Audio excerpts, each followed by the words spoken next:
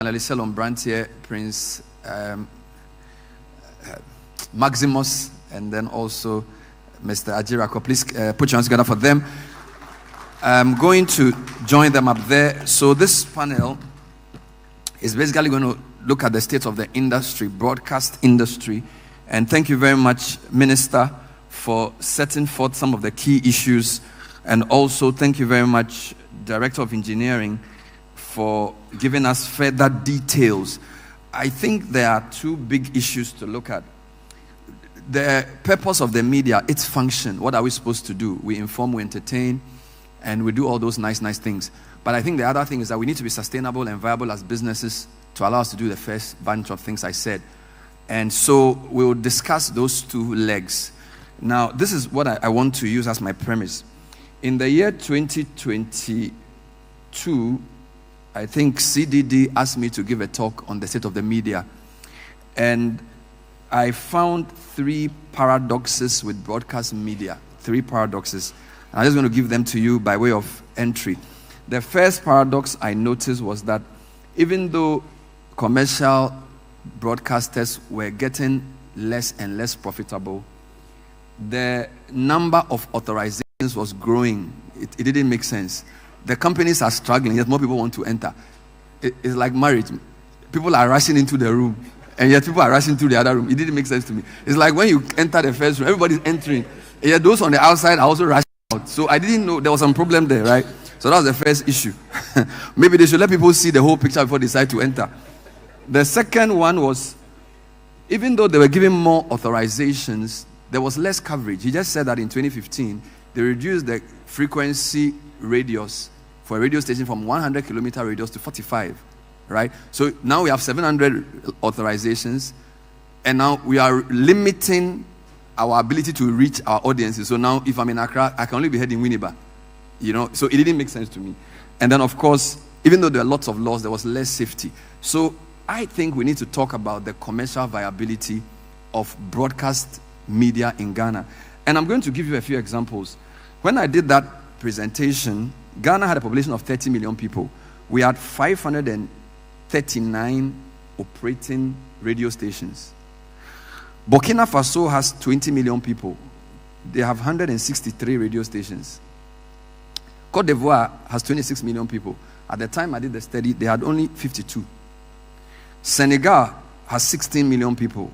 At the time I did the study, they had 276 radio stations. Nigeria had over 210 million people. They had 339 radio stations. All right? Nigeria, 339.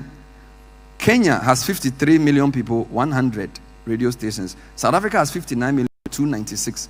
Ghana had 30 million, 539. Clearly, there's something about radio in Ghana that nobody else knows in the whole world. And only you and your people know why you've been given those authorizations. So I think the first question is, how on earth do you expect an industry to be sustainable and viable if you oversaturate it by just giving the license like tea bread? All right? So I think you need to answer that question, honestly. You cannot have 700 and whatever number of... It doesn't make sense. Ghana is the most radio-dense population in the world. He has to answer. I mean, Mr. Fianco, I don't understand. You've been there for the past 20 years. What calculations are you using to give the licenses? Please, am I making sense? It doesn't make sense. So that's the first question. If you can't answer, Fianco come and support you to answer it. He says he will answer. He will answer. So his boss is here. And if he doesn't answer, his boss's boss is also here. So, because we need to deal with that issue. It's for Fianco. Broadcast issues. I can give you a chair here. Oh, no. Can you volunteer my chair for you? No. When Bernard was speaking, I said a year ago I would have been the one. So, why the number of stations are increasing when the business is getting less profitable? So the challenge is the law. The law is the law. So, the constitutional construct that we have has placed some limitations on the NCA in respect of the only reason we have to decline a broadcasting authorization properly, when the person has met all other requirements, is the unavailability of frequency. Now, the law says that you don't actually need a license to carry out any form of mass media. So in this classic 1996 judgment of the Supreme Court, the decision was that even though you don't need a license, as far as the resource, the frequency resource was concerned, it needed to be regulated. Okay, so what we are regulating is the frequency. If we give any other reason why we can't, apart from frequency, why we cannot grant an authorization, I don't know, I'm not a lawyer, but Mr. Sapon may be able to weigh in better on that one.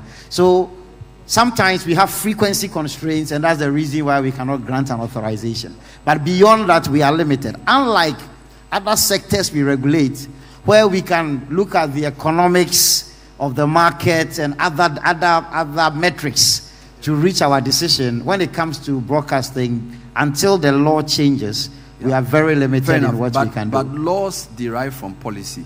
And the minister just said he wanted a broadcast industry that was inclusive, sustainable, and forward-looking. So under the sustainable, 700 licenses is not sustainable. So it means the law is offside. Because laws come from policies. And he just gave a policy directive that you must make the broadcast sector inclusive, sustainable, and forward-looking. So you can say that the current law does not make sense because as for that, we have made the industry representations. is not sustainable. Because, there's a constitutional review going on, and we think it is one of the things that even a number of the issues the minister touched on, even on the content side, we are restricted. NMC, made some a regulation which was struck down in the Supreme Court. And, all these are because of the law. But once we have a review, because I think that the thought then was to create the freedom. I think now we have it. It's not going anywhere. Now we have to, find a way of coming exactly. He mentioned consolidation too. Second leg. Yes. Second leg, since you're on your feet. Minister. Okay. Since you're on your feet, the second leg, before I come to the panel, why did you reduce the coverage? The coverage. Because now I'm a radio station. Yeah. You said for the public stations, they are providing a public service. Yeah. Do you know the number of private media houses that offer public service? Yeah. Free coverage, roads here, water company. And yet you limit our coverage from 100 to 45. And yet you come to us and say we should perform a public service. It's like you are tying our hands and asking us to build bricks. Yeah. So your 2015 policy of reducing the coverage from 100 to 45 also doesn't make sense. Okay, so we started from 100, we came to 65, and then to 45. We can't go further down. That's one we agree. The reasoning then is also responding to. So we have stations in Accra, which were covering all the way to even beyond Koforidua, etc. There are also people in Koforidua who are looking for broadcasting frequency authorization, so that issues that are local to them, they could also, so especially addressing the issue of community radio stations, etc., and having people establish radio stations for themselves, where their own voice and their own issues, because Bernard, you will be talking about motorway traffic in Accra. The guy in, Achim somewhere, where you used to cover, has another issue he wants to talk about in the morning. And Mr. Sapon was in the boardroom when those decisions were made. I think I will let him say something. No, you let me come to my panel. Thank you. So you came from 100 to 65 to 45, so that you can give more licenses to people. Yet a lot of these stations take our news and rebroadcast it. When there's a national event, you come to the big stations to broadcast it for free. Why don't you go to the Koforidua station to do it? You see, I'm not making it personal. Panel members, these are the two issues I'm saying. It seems to me as though, particularly the radio broadcast industry, has been set up not to be profitable. It seems as if the licenses move in line with political interests. Because in that 500, a lot of them, and this study by CDD confirms that, a lot of the people who have the licenses are politically connected people.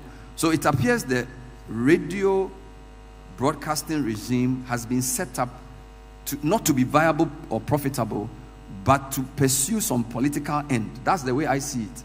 Maybe you guys can comment on that. Who wants to go first? Thank you. First of all, we have traveled the journey, and we have chalked many successes as a country, right from the days of having a monopolistic, state-owned or state-controlled media to a more competitive, multi-platform environment. So, just as the minister said in his delivery, we characterize Ghana's media landscape with liberalization and the fact that we are market leaders when it comes to Africa especially.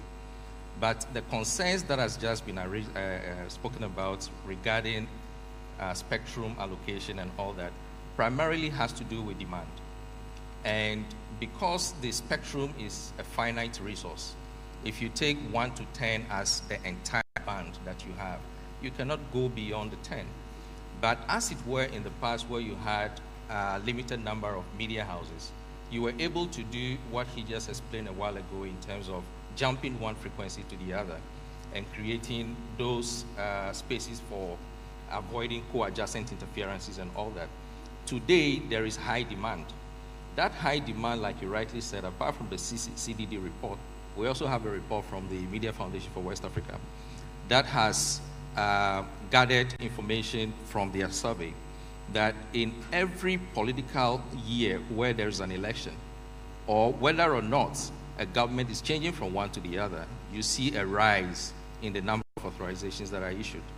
So really, the issues are multifaceted. And again, as DG said, there is no law capping the numbers. And to cap the numbers also would raise many other issues, because the current media landscape we have is very plural and diverse. And that's very important for any economy or any state, especially to advance development and all that. So you need more media houses so you don't create voice poverty. You need people to have an opportunity to express. And so when you look at the situation, it's really much of a challenge. Okay. That begs a lot of... So let me bring Selom in. Selom, do you need more banks so that more people are banked, or you just need better banks so that more people are banked? So that, can you say you need 500 banks so that all Ghanaians get banks, or can you need banks who have 500 branches? So, this is where I'm coming from. What do you think? So I think that at the time that a lot of these laws were passed, probably the assumption was that the availability of the technology was going to be still static. We, however, are in a world now where we have to be much more proactive about the kinds of laws that we pass, because even when we are discussing this, when we talk about this broadcasting activity, we have not even considered in all of these discussions the emergence of digital media. The emergence of digital media, where if you drew, let's say, a Venn diagram of, let's say, the kinds of media we consume today, we have voice. I mean, when I say voice or sound, I'm talking about radio. And then we have visual, which is TV. If you look at the last 4 or 5 years, you would realize that whilst the radio side of things, or the TV side of things, have been going down, there has been a very big increase in the digital media space. So what it means is that, okay, there are a lot of banks, but it also means that people are also using Momo. So really, are you saying that many banks are going to solve the problem, or that people are rather using Momo and actually abandoning the banks altogether? And how are we even going to look at all these spaces, because it looks like the regulation is chasing what people are doing? And so if we want to think about it that way, then we first have to ask ourselves, what are the objectives that we seek to get from private and public broadcasting? Are we still aligning it to just community consumption, or are there other goals that we need to align? So, for example, in all this plethora of TV and radio stations, how many of them are producing original content that is actually giving rise to, let's say, an increase in the quality of entertainment that we have, for example, how many people are benefiting? What ecosystem are we creating around that? Or are they just regurgitating other people's content, or even doing piracy, or putting out values that are not consistent with the national identity? So I think that we have to have a whole redesign of the policy, which means that it shouldn't be the mandate of the NCA alone to do these things, because now we should look at how the NMC should work together with the NCA, and whether there should be an integration of digital media into the space where digital media is actually rising exponentially, and the consumption or the population, if you look at Ghana's population right now, most of the people who are consuming media now, or if you look at our population pyramid, you see that most of the people, 60% or 70% of Ghanaians are below 40 years old. Yeah. So, and those people below 40 years old, are they listening to the 700 stations? That's a good question. I'll let Maximus address the social media angle, but I wanted to push you on another issue. Instead of policy directive, could it be possible that the kind of market structure that is encouraged could solve the problem for us, in the sense that it can get to a point where some of the conditions for authorization may force consolidation, so that the 700 can become 70, not necessarily by directive, but as a natural consequence of where the market is going? Would you support that approach, or you prefer a directive-led approach? I would support that, because we have to now engineer the market, and the market is going haywire at the moment. I think we can all admit that the market is going haywire, but we also need to understand that we can consolidate the market. I mean, it's like how in certain industries across other places in the world, people had to force companies to even merge so that they provide better service. I believe that we have reached a point where we need that that convergence, even to sustain the industry in itself, because we cannot have so many of them operating where a lot of them are even one-dimensional in terms of their thematic area. So I believe that there has to be some structures to say that, okay, there has to be some quota mechanism. If there are religious stations, for example, how many of them, or how should we encourage all of them to converge into singular voices? Or if there are other themed ones like politics or whatever it is, we have to still be able to corral them into one space. Because if we don't do that, then it means that there will be a time when they'll be completely uncompetitive, because the ubiquity at this point is not helping the industry. So we have to create that mechanism where we can converge them. Wonderful. Let me come to Maximus, who's more like a social media specialist. What are the current numbers on the way the digital media ecosystem is? That's question one. And question two, is digital an opportunity or a threat to the traditional media as things stand? Yeah, so thank you, Bernard. The issue is that when I was hearing the presentation, I was just telling Salom, by the 5 years that I meet your requirement, I had created a YouTube account and Facebook, and I have 1 million people who are consuming my content, and I have not been to NCA for any regulation. Yeah, so no tax clearance. So the issue is that, are we going to also redefine digital media as part of the list of the media formats that we have in Ghana? So when I saw the types of TV, do you have terrestrial, satellite, cable? There's no digital television in it. So now ChannelOne can create a YouTube channel and run the YouTube channel just like a TV station and get all the audience and broadcast to many people who are even beyond the demarcated, regulated coverage area they are supposed to have. So if you're a radio station, you are supposed to cover 45-kilometer radius. Internet gives you access to the whole country, right? So that is what digital media is affording people to do. I can create a channel and start broadcasting to the younger population who are now on their mobile phones consuming various types of content. If I want to produce content, I don't need a production setup to do that. I use my mobile phone and I can do all my live Facebook videos and distribute content to people. Now the cost of producing content is even cheaper, is way affordable. And the thing is, if I create the content and post it on my digital channel, the digital channel is designed to distribute the content for me. Unlike a print media, you have to go and distribute the paper to newsstands for people to work there to buy the newspapers. This one, the content is distributed on my behalf. So traditional media is even losing the content, the value of the content, the time value of content to digital media. Something happens on the motorway, I read it on the digital media, discuss it, move on to the next thing, then they print it for you the next day in the newspaper. So you're wondering whether you're buying the news or the paper, right? So digital is leading the way every time, and all these regulations must look at that. So are you saying the digital offers an opportunity for us, the traditional players, not to lament, but to leapfrog?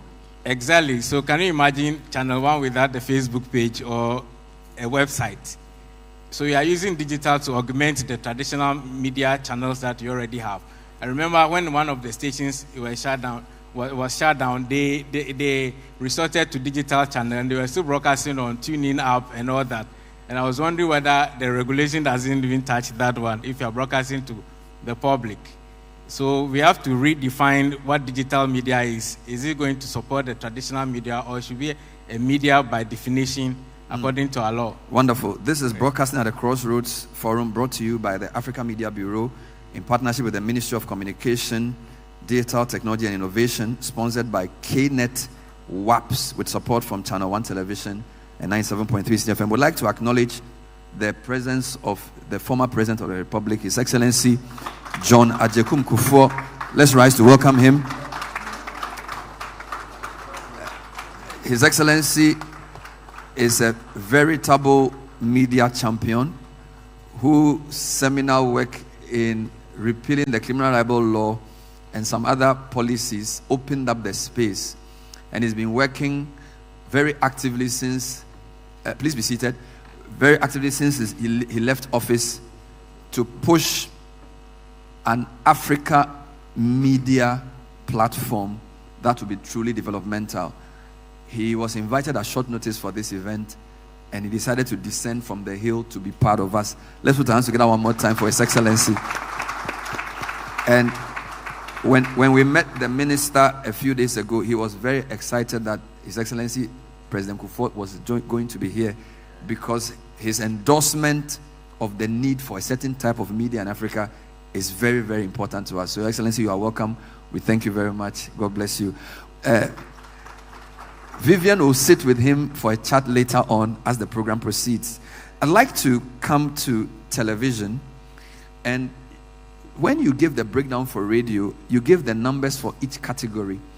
But maybe I missed it. For television, you said there was satellite, cable, and terrestrial, but you just said there were 182 authorizations without giving a breakdown. I'd like you to elaborate a bit on that, and then I'll come to Chief Crystal to discuss what those numbers mean for the market structure for television. Okay, so there's a breakdown. Yeah, please give us a breakdown. So we have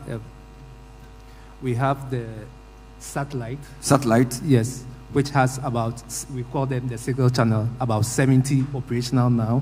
Then on the DTT platform, which is the terrestrial, we have 43.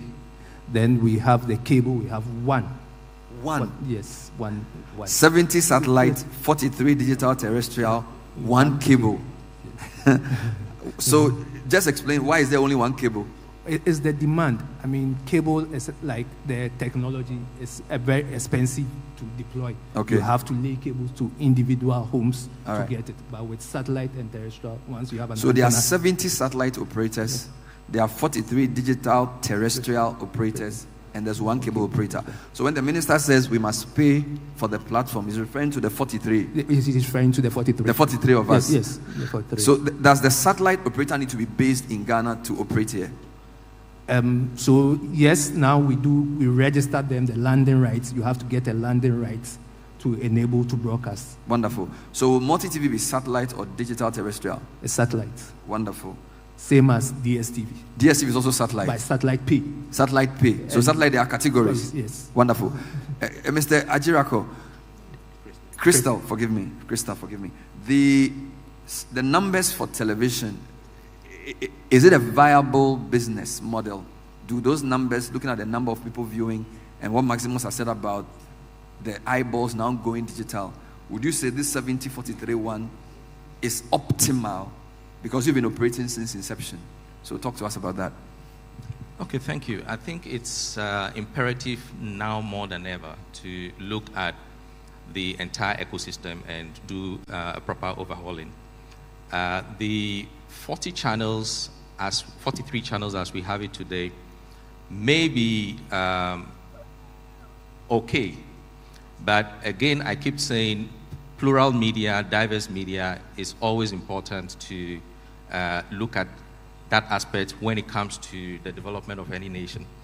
But as we have it now, I think the focus has drifted or shifted from traditional mainstream media to streaming media. Mm-hmm. And it is very important that we begin to look at the regulatory gap when it comes to the disruptive technologies that the digital media presents. And although you have 43 channels, sustainability and viability can be an issue. But it's also about time that broadcasters begin to adapt and adopt new technologies.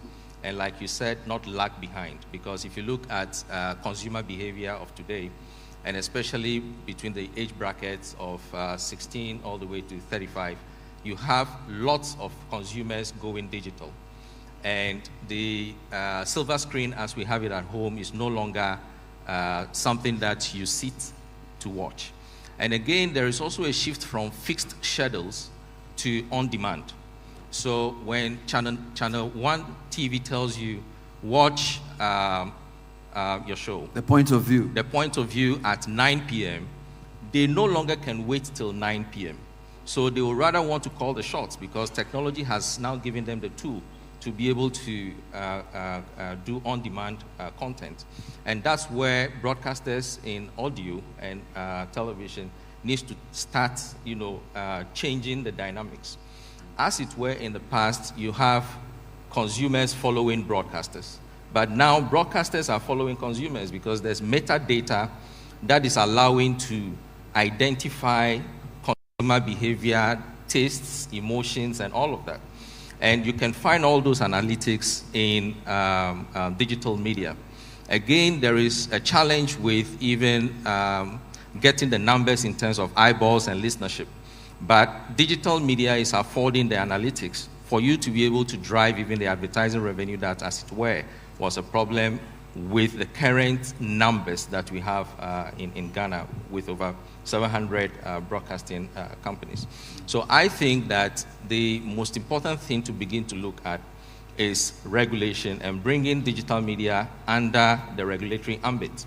And it is for that reason why the broadcasting bill is very important, because it addresses many issues that the current NCA Act and the Electronic Communications Act do not cover.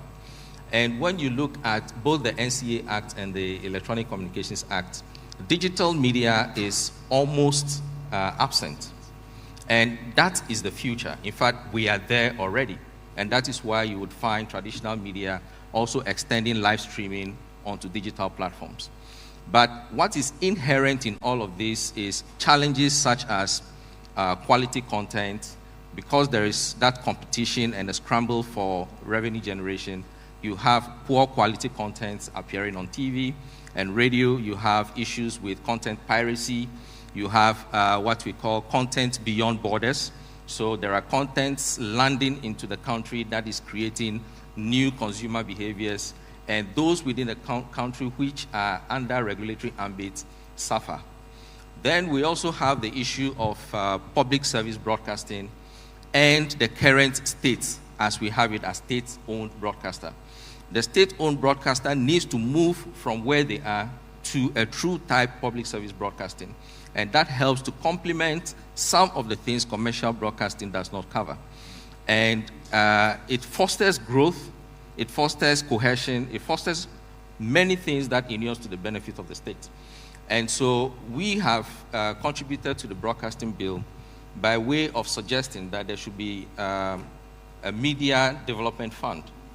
And we should also find a way to change the old law of the TV license regime into a new law that allows for a more ring-fencing arrangement where everybody can contribute to the kitty so that the state-owned media can become truly independent and not relying on the subvention and government support and all of this. All of that has been inputs made by the Ghana Independent Broadcasters Association in the current draft bill.